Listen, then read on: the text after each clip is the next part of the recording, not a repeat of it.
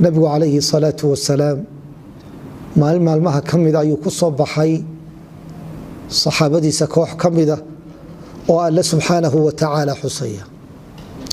nabigu waa weydiiyey calayhi salaatu wasalaam, wuxuu ku yidhi maa ajlasakum, maxaa idin fadhiisiiyey fadhigan aad fadhidaan?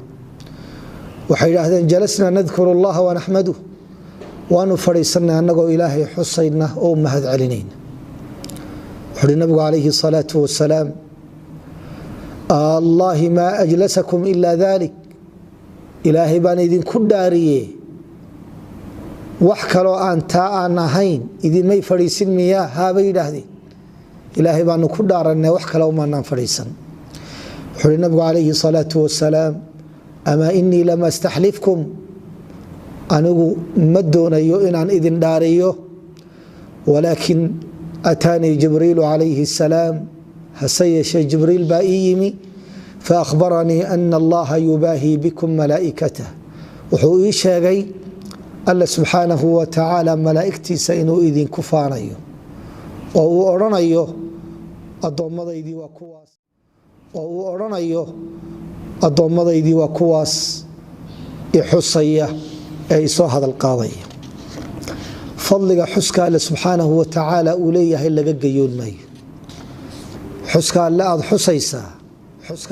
xusaysaa hadalqaadidaad soo hadal qaadaysaa waxay ku tusaysaa jacaylka alle subxaanahu wa tacaala aad jeceshahay. man axaba shay-an akara min dikri, qofka wax jeclaada wixii uu jeclaaday xuskiisuu badiyaa. taa waxa lid ku ah in ilaahay laga mooganaado, ilaahay in la is-ilowsiiyo ama la ilaawo, xuskiisa laga tago, iyaduna waa khasaaro weyn.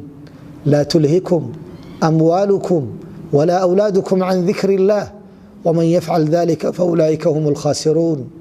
alla waxa uu leeyahay, xoolihiinna iyo ubadkiinu ilaahay xuskiisa yaana idinka mashquulin.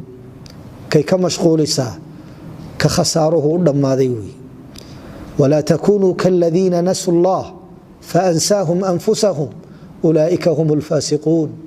ha noqonina kuwa alle subxaanahu wa tacaala ka tegay ilaaway, allana subxaanahu wa tacaala uu iskaga tegay, kuwaasina waa kuwa faasiqiinta ah. xuska ilaahay aynu xusaynaa waa 3 qaybood.